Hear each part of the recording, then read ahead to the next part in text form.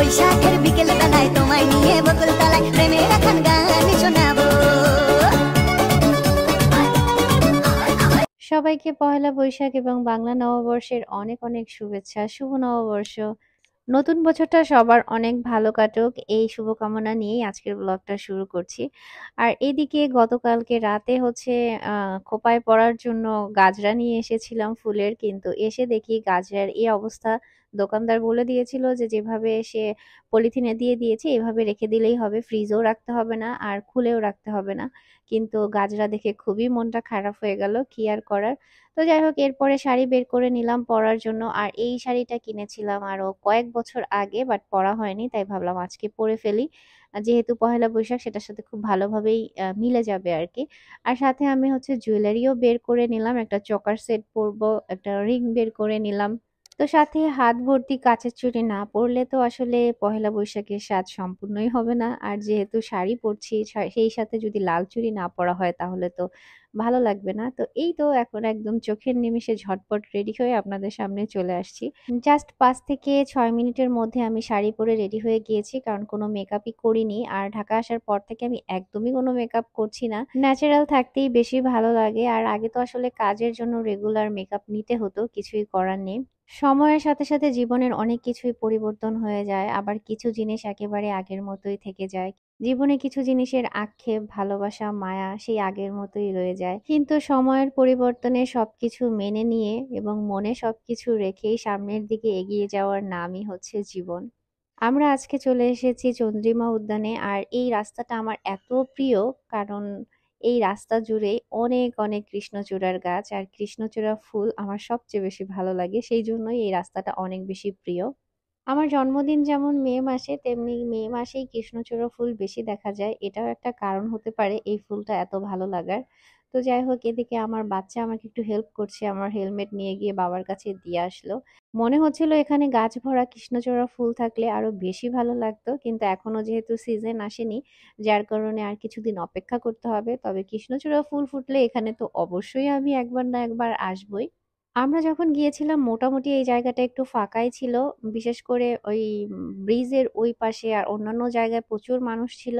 তো আমরা একটু ফাঁকা জায়গা দেখেই বসেছিলাম, ভাবলাম এখানে একটু বসি বাচ্চাদের নিয়ে, ওদেরও ভাল লাগবে। আর ওরা খোলা জায়গা পেয়ে ভীষণ খুশি হয়েছে। তো ওদের সাথে একটু ছবি তোলার চেষ্টা করছিলাম।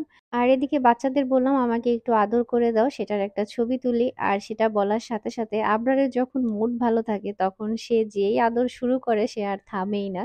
এই হচ্ছে অবস্থা।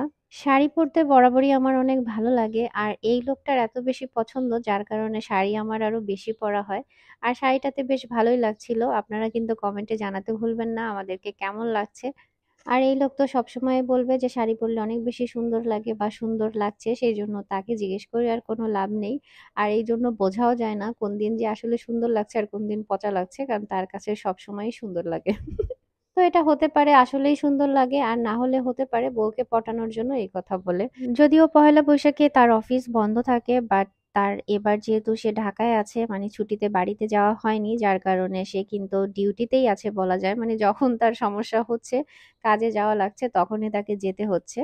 তো ওই দিনও সেম, সে সারাদিনই কাজ করেছে, জাস্ট বিকেলের সময় মনে হয় সব মিলিয়ে আমাদেরকে ঘন্টাখানিকের মতো সময় দিয়েছে, দিয়েই আবার সে কাজে দৌড়। এই হচ্ছে তার অবস্থা। তো এই জায়গাটায় বাচ্চারা এসে খুবই এনজয় করেছে, বিশেষ করে এই জায়গাটা খুবই খোলামেলা ছিল, যার কারণে খুবই মজা পেয়েছে। আর আমার কাছেও আসলে চন্দ্রিমা উদ্যানের এই জায়গাগুলো খুবই সুন্দর লাগে। আর আসলে দেখা যায় রাস্তার সাইডের এই জায়গাগুলোতেই বসা হয়, ভেতর দিকে কখনো ওইভাবে আসলে যাওয়া হয় না।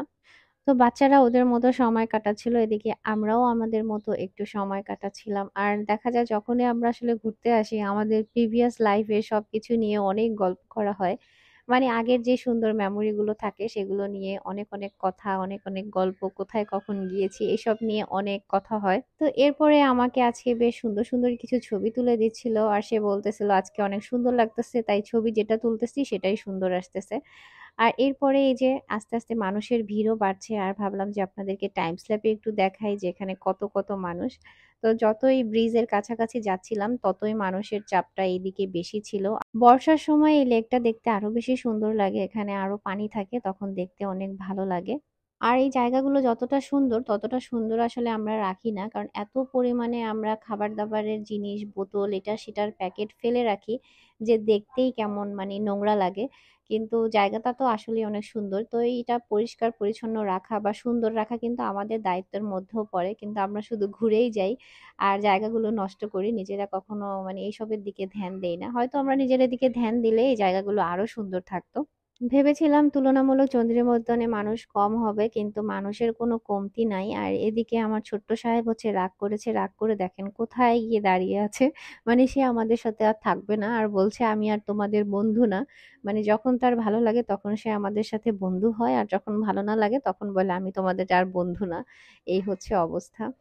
তো পহেলা বৈশাখে তো সাধারণত টিএসসি, শাহবাগের ওই এরিয়াতে অনেক মানুষ থাকে, রমনার দিকে। তো ভাবলাম যে এদিকে হয়তো কম হবে, আবার ধানমন্ডি লেগেও অনেক মানুষ হয়। তো তুলনামূলক হয়তো এই জায়গাটা একটু কম হবে, তাই আমাদের এই জায়গাটা সিলেক্ট করা। আর একটু কাছাকাছিও হবে সেই জন্য, কিন্তু আসার পরে দেখলাম যে না, এখানেও অনেক মানুষ। আর এখনো কিন্তু ঈদের আমেজটা ওইভাবে যায়নি। আর অনেকে তো এখনো গ্রামের বাড়িতে, তারপরেও এত মানুষ। আর যারা ঢাকায় থাকে তারা যদি সবাই ঢাকায় থাকতো তাহলে কি পরিমাণ মানুষ হতো পহেলা বৈশাখে, সেটাই আমরা হাজবেন্ড ওয়াইফ মিলে আলোচনা করছিলাম আর কি। তো মানুষ আর মানুষ, আপনি তবে ভালোই লাগছিল, মানে একটা উৎসবে আবার মানুষ না থাকলে সেটা উৎসব মনে হয় না। কর্মব্যস্ত এই জীবনে যে যার মতো আসলে ব্যস্ততায় দিন পার করে, তো বছরে একটা দুইটা দিন বা বিশেষ কোনো দিনগুলোতেই দেখা যায় ফ্যামিলি নিয়ে বের হয়। এটা অবশ্য খারাপ না, ভালোই ফ্যামিলিকে সময় দেওয়া, নিজের মধ্যে করে একটু ঘোরাঘুরি করা, এটা মন্দ কিছু না, ভালোই লাগে। আর এই যে বললাম ভেতরে দেখেন কি পরিমাণ মানুষ।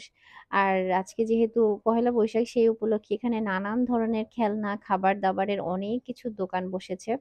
তো ছবি তুলতে তুলতে মানুষ একেবারে কবরের উপরে উঠে গিয়েছে। আমি এখানে আসলে আমার এই ভিতরে না কেন যেন আসতে ইচ্ছা হয় না, বাট আফিফের আব্বু বলতেছিল চলো একটু ভিতর থেকে ঘুরে আসি। তো ভিতরে আবার মানুষ তুলনামূলক কম ছিল, আর প্রচন্ড রকমের গরমও ছিল। বাট তারপরও মানুষের কমতি ছিল না, মানুষ বিশেষ দিনটাকে বিশেষভাবে উদযাপন করতে ভুলছিল না। আর এখানে বাদাম থেকে শুরু করে হাওয়াই মিঠাই থেকে শুরু করে মানে হরেক রকমের খাবারের আইটেম ছিল, তবে আইসক্রিমের দোকানে সবচেয়ে বেশি ভিড় ছিল।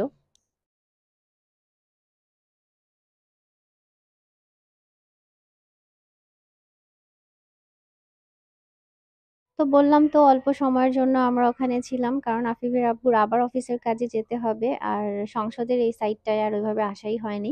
তো হেঁটে হেঁটে চলে আসলাম, আমাদের বাইক এই সাইডে পার্ক করা ছিল। আর আজকে এখানে ঘুরতে গিয়ে আমার পরিচিত অনেক ভিউয়ার্স আপুদের সাথে দেখা হয়ে গেল, সবার সাথে দেখা হয়ে অনেক বেশি ভালো লেগেছে।